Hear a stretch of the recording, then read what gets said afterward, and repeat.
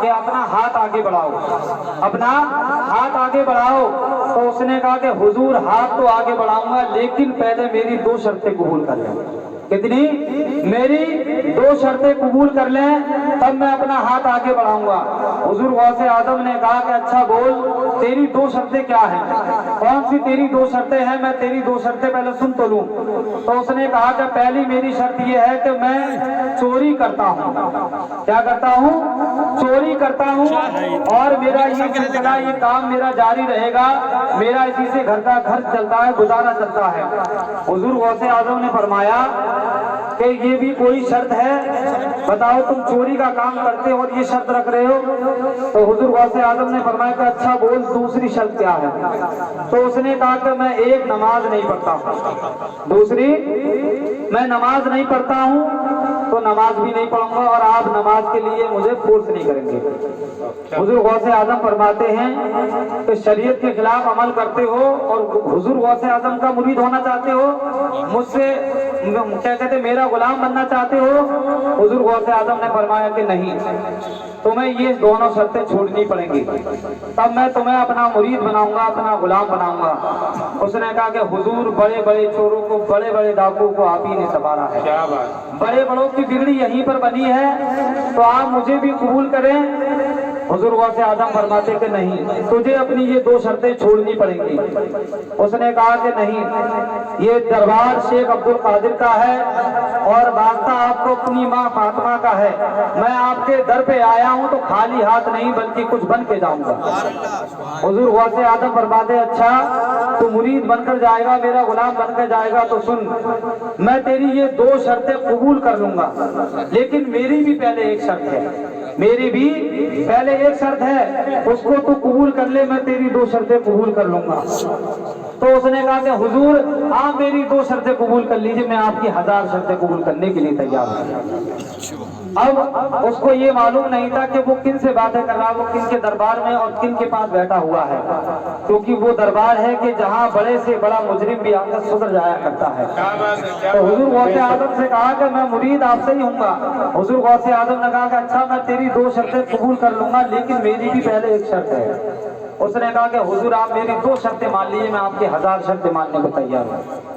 حضور غوث اعظم فرماتے ہیں کہ پہلے آپ میری 2 شرطیں سن لو، اس کے بعد ہو سکتا ہے کہ تم مکن نہ جاؤ۔ تو اس نے کہا کہ حضور آپ بتائیے۔ تو حضور غوث اعظم فرماتے ہیں کہ جب اذان کا وقت ہو جایا کرے تو اذان پڑھ دیا کرنا۔ کیا کہا؟ کہ جب اذان کا وقت ہو جائے تو بس تم اذان پڑھ دیا کرنا۔ تو اس نے کہا کہ حضور مجھے آپ کی شرط قبول ہے۔ اس نے سوچا نہیں، کیونکہ اگر ہم سوچیں تو اذان اگر 5 وقت کی دی جائے تو اسی میں انسان تھوڑا سا بزی ہو جائے گا اللہ کی راہ میں۔ تو حضور غوث اعظم فرماتے کہ جب اذان کا وقت ہو جائے تو تم اذان دے دیا کرنا۔ اس نے کہا کہ حضور مجھے آپ کی شرط قبول ہے۔ آپ، اس نے اپنا ہاتھ آگے بڑھایا، حضور غوث اعظم نے اس کو مرید کر لیا، اس کو اپنا غلام بنا لیا۔ اب وہ اپنے گھر واپس چلا گیا۔ گھر جانے کے بعد گھر پہنچتا ہے تو 3 دن لگاتار گھر میں چپکے سے اذان دینے لگا، 5 وقت کی اذان بیوی سے چھپ کر دینے لگا کہ کہیں بیوی کو معلوم نہ پڑ جائے۔ اب 3 دن اس نے جب لگاتار اذان دی، ظہر کا وقت ہوتا، عصر کا وقت ہوتا، مغرب کا وقت ہوتا یا عشاء کا وقت ہوتا، تو وہ گھر میں چپکے سے اذان دے دیتا۔ اب بیوی نے دیکھا کہ یہ اذان پہ اذان دیتے رہتے مگر نماز تو پڑھتے ہی نہیں ہے۔ تو بیوی نے ایک دن پوچھ لیا کہ بھائی تم اذان پہ اذان دیتے رہتے ہو، اگر تمہیں اذان دینے کا اتنا ہی شوق ہے تو پھر محلے کی مسجد میں چلے جاؤ، وہاں پر جا کر اذان دو، تب پتہ بھی چلے کہ تم نماز بھی پڑھنا جانتے ہو، خالی اذان پہ اذان دیے پڑے۔ اب جب حضور غوث اعظم کی یہ بات جب اس عورت نے کہی تو وہ شخص کہنے لگا کیا بتاؤں، میں بڑا پریشانی میں ہوں، میں نے حضور غوث اعظم سے مشورہ کیا ہے، حضور غوث اعظم سے میرا کمپرومائز ہوا ہے، ان سے میری بات ہوئی ہے، میں نے ان کی ایک شرط مانی ہے، انہوں نے میری 2 مانی ہے۔ تو کہا کہ یہ تو بات کی بات ہے، اب یہ اذان تو پڑھتے ہی رہو گے مگر اب گھر میں کھانے پینے کو، گھر کا راشن جو بھی ہے خرچ ہے وہ سب ختم ہو چکا ہے۔ अब कहीं पर जाओ और कहीं पर चोरी का हिसाब बनाओ, कहीं से हमारे घर का जो खर्च है वो चल जाए, उसके लिए कहीं से हिसाब किताब बनाओ। तो कहा कि वही तो ताड़ रहा हूँ मैं, वही तो मौका तलाश कर रहा हूँ, ढूंढ रहा हूँ कि कौन सा वक्त निकालूं चोरी करने के लिए, कौन सा वक्त निकालूं चोरी करने के लिए कि जब मुझे अजान न देनी पड़े। पता चला कि मैं कहीं पर चोरी करने गया और अजान का वक्त हो गया तो कहीं से मैं फंस न जाऊं। अब उसने अकेले में तन्हाई में बैठा और बड़ा दिमाग लगाया, बड़ा सोचा। अब उसने सोचा कि रात के 11 बजे के बाद जाऊंगा और सुबह में 3 बजे से पहले पहले घर वापस आ जाऊंगा और इसमें कोई दिक्कत परेशानी ना होगी मुझे। अब उसने ये सोचा। अब बताते कि वो अपने घर से निकला और बगदाद शरीफ में किसी अमीर आदमी के यहाँ पर पहुंचा, दीवार कूदकर उनके घर में वो घुस गया। अब उसको किसी ने जो बताया था कि एक कमरे में चले जाना, खुला कमरे में चले जाना, उसमें काफी माल और दौलत है। और वो उस घर में पहुंचा और दरवाजा खोला। दरवाजा खोलने के बाद उस घर में उसने चिराग जलाया।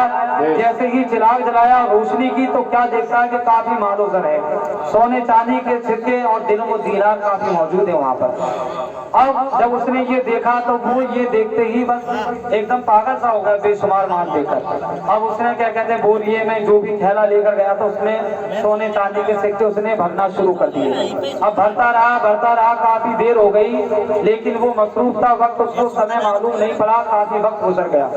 अब जब बताते उसने काफी माल सोना चांदी भर लिया। अब जो वो उसको उठाकर कांधे पर उठाकर जब वो चलने लगा, जब बताते वो कमरे से निकलकर बाहर आया, दालान में आया, तो याद आया कि अब तो अजान का वक्त शुरू हो गया और मैंने हुजूर गौसे आजम से वादा किया है तो मैं वादा खिलाफी नहीं कर सकता। एक चोर की मोहब्बत भी देखें कि उसने वादा किया, वादा नहीं तोड़ रहा कि भाई अजान का वक्त हो गया, तो उसने वहीं पर बोरिया रखा और अजान देनी शुरू कर दी।